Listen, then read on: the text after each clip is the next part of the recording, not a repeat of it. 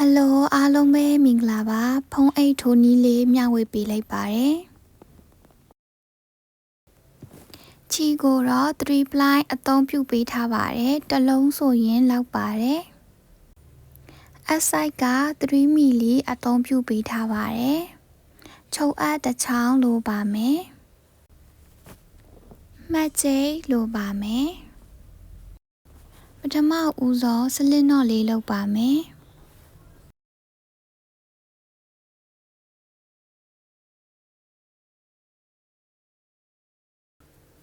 ပြီးရင်တော့ဖုန်မီထိုးပါမယ်ဖုန်မီကို24ခါထိုးပါမယ်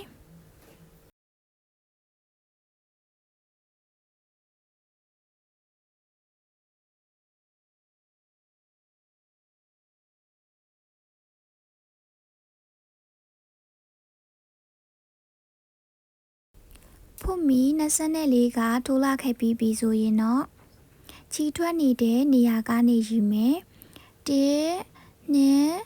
3 4ဖုန်မီ3ခုကိုကြော်4ခုမြောက်မှာတိုင်ရှိတစ်ခါထိုးပါမယ်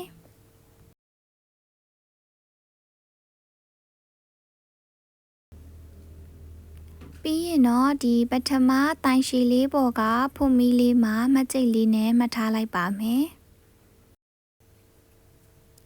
သူ့ဘေးကရက်ဖုန်မီလေးမှာတိုင်ရှိတစ်ခါထိုးပါမယ်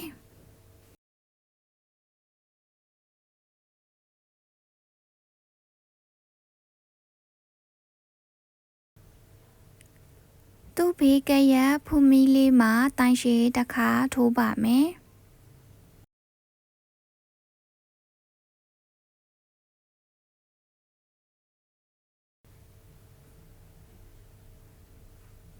သူ့ဘေးကရက်ဖုန်မီလေးတွေမှာတိုင်ရှိလေးတွေထိုးသွားလိုက်ပါမယ်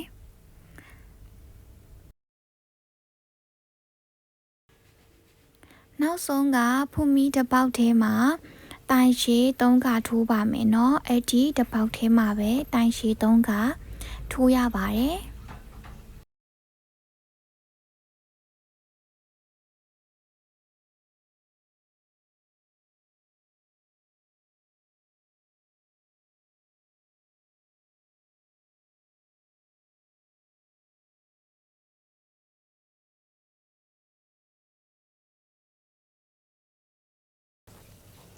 နောက်ဆုံးပေါက်မှာတိုင်ရှိ3ခါထိုးပြီးပြီဆိုတော့ဒီသူ့ရဲ့ဘေးကတိုင်ရှိလေးရဲ့အပေါ်ကဒီနေရာလေးမှာတိုင်ရှိလေးတစ်ခါထိုးပါမယ်เนาะ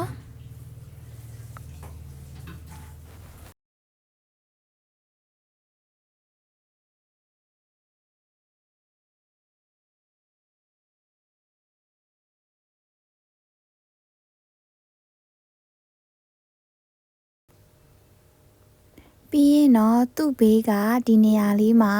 တိုင်ရှိတစ်ခါထိုးပါမယ်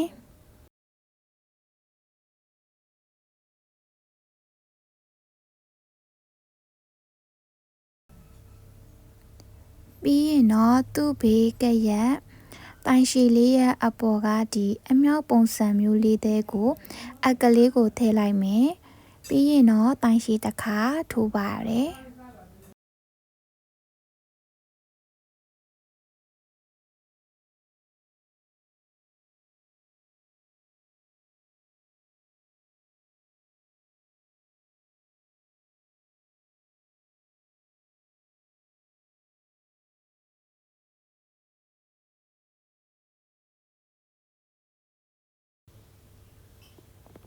အခုလိုမျိုးပဲနောက်ဆုံးအထိထိုးသွားလိုက်ပါမယ်ဒီအောက်ကတိုင်ရှိလေးတွေရဲ့အပေါ်ကနေထိုးသွားလိုက်ပါနော်ညီညီလေး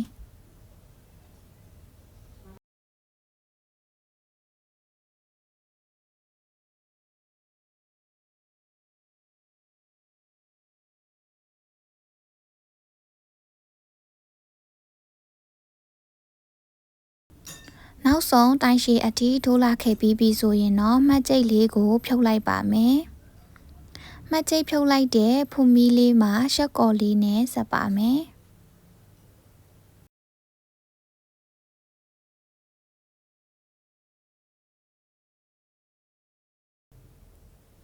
ပြီးရင် ရင်တော့ဖို့မီ3ခါတက်ပါမယ်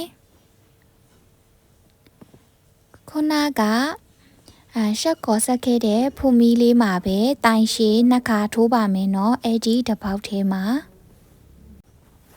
ပထမတိုင်ရှည်ပေါ်ကဖို့မီလေးမှာမကြိတ်လေးနဲ့ပြန်မှတ်ထားလိုက်ပါမယ်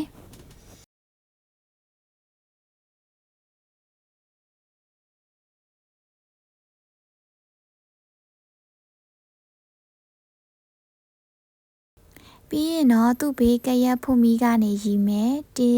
2 3ဖို့မီ2ခုကိုကြော3ပေါင်းမြောက်မှာတိုင်ရှည်3ခါထိုးပါမယ်အဲ့ဒီတစ်ပေါက်ထဲမှာပဲ3ခါထိုးပါမယ်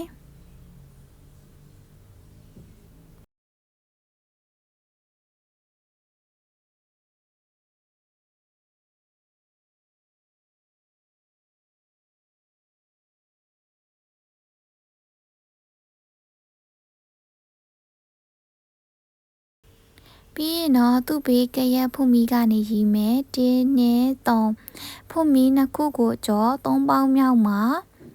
တိုင်ရှည်3ခါထိုးပါမယ်เนาะအဲ့ဒီတစ်ပေါက်ထဲမှာပဲ3ခါထိုးပါတယ်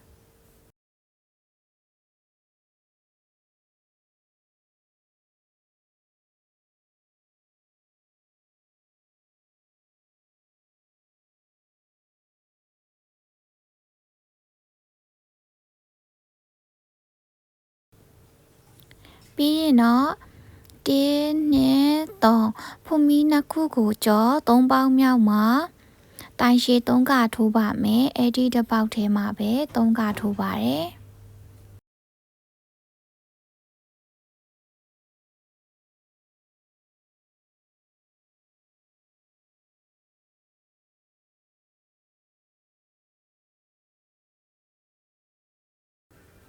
အခုလိုမျိုးပဲနောက်ဆုံးအထိထိုးသွားလိုက်ပါမယ်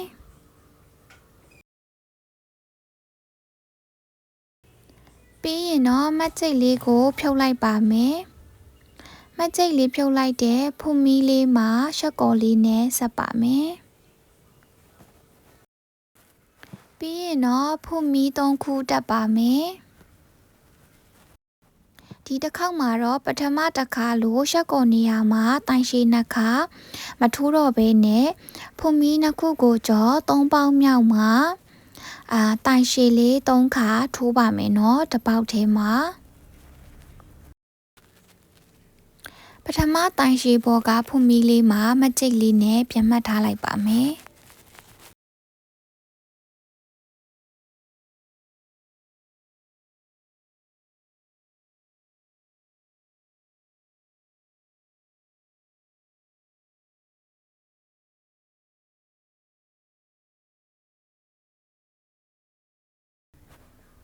ပြီးရင်တော့ဖုန်မီ2ခုကိုကြော3ပေါင်းမြောက်မှာတိုင်ရှည်3ခါထိုးပါမယ်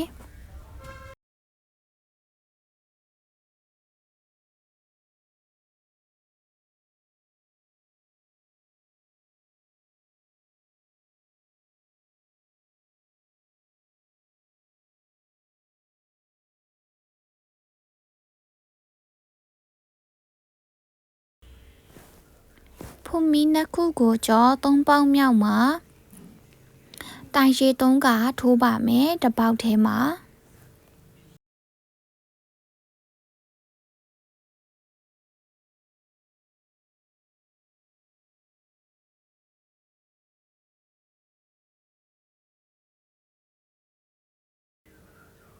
အခုလိုမျိုးပဲဆက်ပြီးတော့ထိုးသွားလိုက်ပါမယ်เนาะ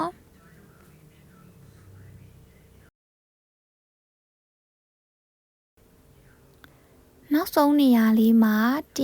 2 3ဖုန်မီ2ခုကိုကြော3ပေါင်းမြောက်နေရာလေးမှာတိုင်ရှည်လေး2ခါထိုးပါမယ်เนาะအဲ့ဒီတစ်ပေါက်ထဲမှာ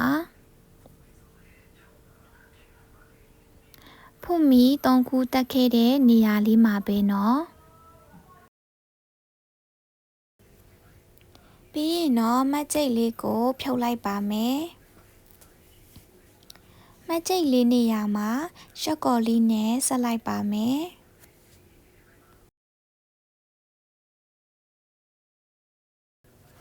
ပြီးရင်တော့ဖုန်မီ3ခါတက်ပါမယ် ပြီးရင်တော့ပထမတဒန်းလိုမျိုးရှက်ကောဆက်ခဲ့တဲ့နေရာလေးမှာတိုင်ရှည်နှစ်ခါထိုးပါမယ်နော်တစ်ပေါက်ထဲမှာဒီနေရာလေးမှာမကြိတ်လေးမသုံးပြတော့ပါဘူးပြီးရင်တော့ဖုန်မီနှစ်ခုကိုကြော3ပေါက်မြောက်မှာတိုင်ရှည်လေး3ခါထိုးပါမယ်တစ်ပေါက်ထဲမှာအောက်ကနေကြည့်မယ်ဆိုလို့ရှိရင်ပထမတိုင်ရှည်လေးရဲ့အပေါ်ကဖုန်မီလေးမှာထိုးသွားပါတယ်เนาะထိုးနေရင်နဲ့တဖြည်းဖြည်းချင်းသဘောပေါက်လာပါလိမ့်မယ်ဇက်တိုင်းထိုးသွားလိုက်ပါမယ်เนาะ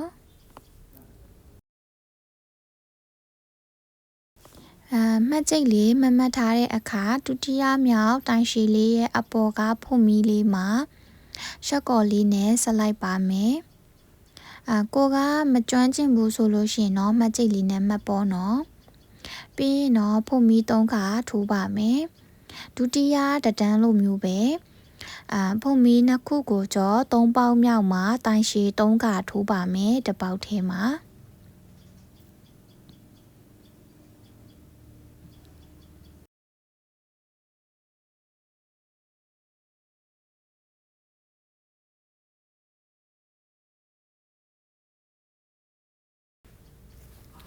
ပြီးရင်တော့ဖုန်မီနှစ်ခုကိုကြော3ပေါက်မြောက်မှာတိုင်ရှည်လေး3ခါထိုးပါမယ်နော်တစ်ပေါက်ထဲမှာ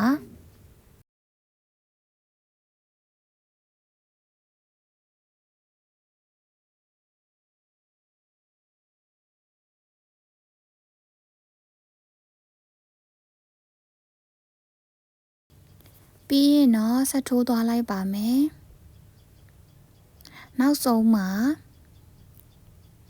တင်းနဲ့ဖုန်မီနှစ်ခုကိုကြော3ပေါက်မြောက်မှာရှက်ကောဆက်ခဲ့တဲ့နေရာလေးပေါ့နော်ဖုန်မီ3ခုတက်ခဲ့တဲ့နေရာလေးမှာတိုင်ရှည်လေးနှစ်ခါထိုးပါမယ်နော်တစ်ပေါက်ထဲမှာ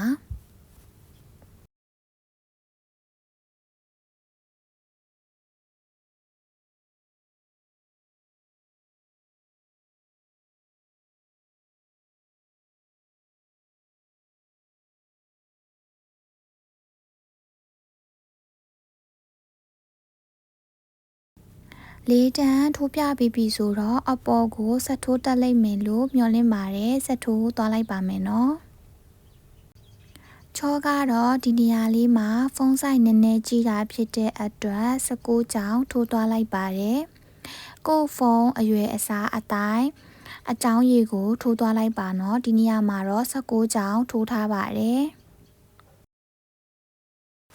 ပြီးရင်တော့မှတ်ကြိတ်လေးနှစ်ခုအလဲမှတ်လေးတွေမှတ်ထားလိုက်ပါမယ်ဟိုဘက်ဒီဘက်ဖုန်မီအရေးအတွက်လေးတွေညီညီလေးရှိရပါမယ်နော်ပြီးရင်တော့ဖုန်မီတစ်ခါတက်ပါမယ်ပြီးရင်တော့ခုနကရှက်ကော်ဆက်ခဲ့တဲ့နေရာလေးမှာတိုင်တိုလေးတစ်ခါထိုးပါမယ်ပြီးရင်တော့ဒီပထမတိုင်တိုလေးတက်ခဲ့တဲ့ဖုန်မီလေးမှာမှတ်ကြိတ်လေးနဲ့မှတ်ထားလိုက်ပါမယ်ပြီးရင်တော့သူ့ဘေးကရက်ဖုန်မီလေးမှာတိုင်တိုလေးတစ်ခါထိုးပါမယ်ပြီးရင်တော့ဖုန်မီ16ခါတက်ပါမယ်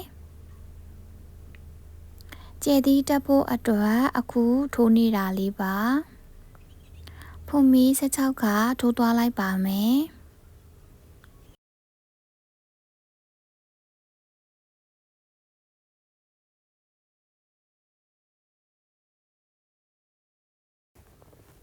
ပြီးရင်တော့ချီထွက်နေတဲ့အပေါက်ကလေးကနေရီမယ်ဆိုလို့ရှိရင်ဖုန်မီ8ခုကိုကြော9ခုမြောက်မှာတိုင်တိုလေးတစ်ခါထိုးပါမယ်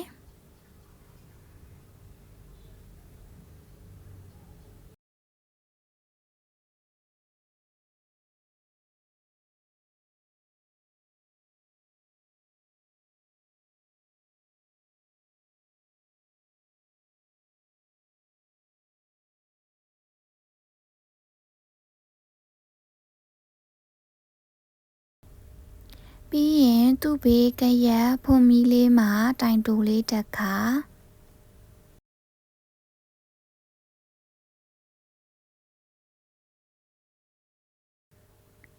သူ့ဘေးကရဖွမီလေးမှာတိုင်တိုလေးတက်ခါ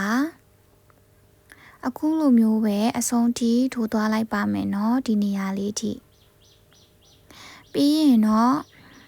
ဒီအောက်ကခုနကဖွမီတိုင်တိုထိုးခဲ့တဲ့ဘေးကဖွမီလေးမှာပဲ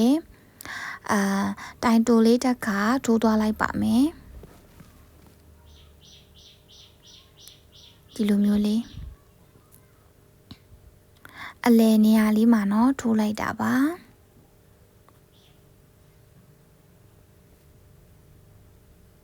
ပြီးရင်တော့သူ့ဘေးကရဖွမီလေးမှာတိုင်တိုလေးတက်ခါ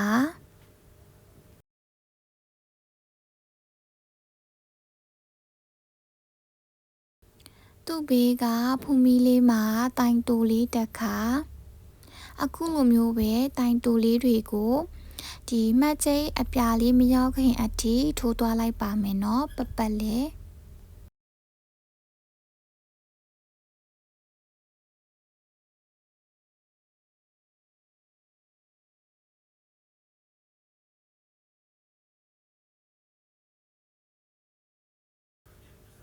ပြီးရင်တော့ဖွမီကို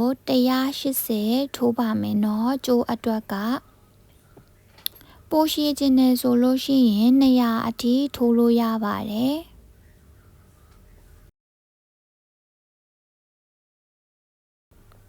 ထိုးပြီးပြီဆိုရင်တော့ဒီဘက်မှာပြန်ပြီးတော့မှတ်ခဲ့တဲ့မှတ်ချိတ်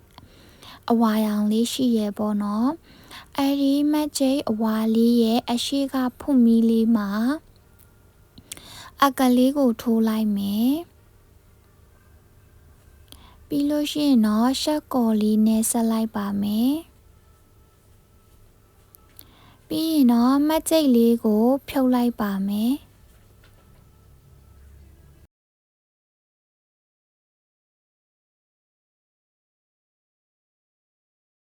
မှတ်ချိတ်ဖြုတ်လိုက်တဲ့ဖွမီလေးနေရာမှာရှက်ကော်လေးနဲ့ဆက်လိုက်ပါမယ်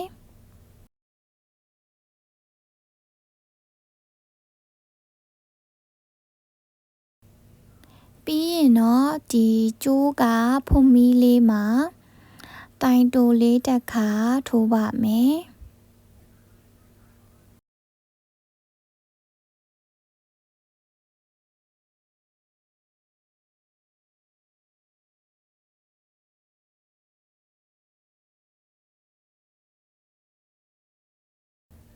ပြီးရင်တော့သူ့ဘေးကရဖွမီလေးမှာတိုင်တိုလေးတက်ခါထိုးပါမယ်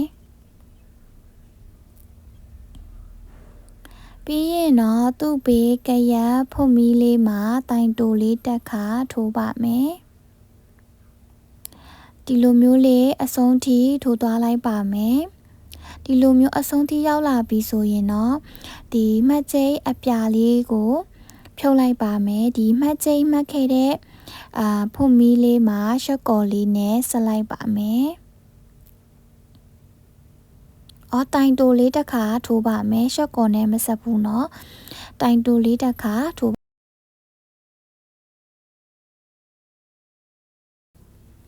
ပြီးရင်တော့သူ့ဘေးကရဖွမီလေးတွေမှာတိုင်တိုလေးတွေထိုးသွားလိုက်ပါမယ်မှတ်ချိတ်လေးမရောက်ခင်အထိထိုးသွားလိုက်ပါမယ်เนาะ